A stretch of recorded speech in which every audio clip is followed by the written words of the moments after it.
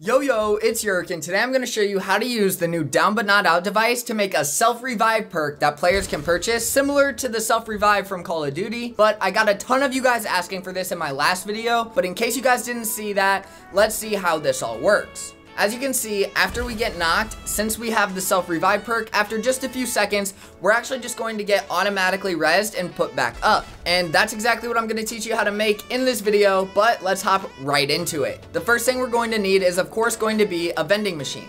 We just want to set it to when item spawned, transmit on channel 1. Then we're going to pick out whatever consumable or resource we want to be our self-revive perk, and we're going to drop that right into the vending machine. Next up, we're going to need a class selector. We're just going to set class to switch to class 1 and time to switch to instant. We don't want to restore the health and shield, so turn that to no, and we're just going to change player to class when receiving from channel 1.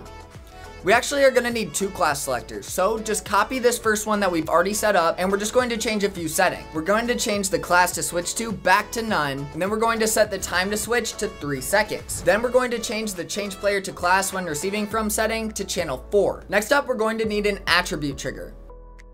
We're going to set it to check for class 1, and then we're going to set listen to channel 2. If all checks are valid, we want to transmit on channel 3, and we're done with that device. Now for the Down But Not Out device. We're going to set DBNO to yes. Then you don't want to set last man standing mode to yes unless you're testing it by yourself. But we're going to set revive player when receiving from channel 4 and when player down transmit on channel 2. Now we're going to need a player reference device. We want to set the player reference device to register a player when receiving from channel 3 and when activated transmit on channel 4. We're almost done. Hang in there, guys. Just grab out a sequencer. We're almost done. Just one more device after this. But we're going to find the send player information setting, and we want to set this to yes.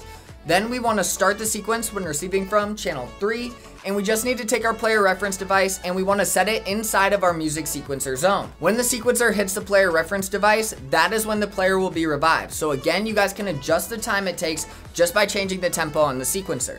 And for the last and final device, we're going to need a conditional button to remove the item / perk from the player's inventory. All we need to change in the settings is activate when receiving from channel 4 and then drop in the same item that you put in the vending machine. And you're all done, my friend. That is how you make a self-revive perk in Fortnite Creative using the new Down But Not Out device. If you guys want to see me make more perks tutorials, then let me know by liking this video, and if you're not already, be sure to subscribe and ring the bell so you don't miss those tutorials when I upload them. Thank you all so much for watching, and as always, stay up.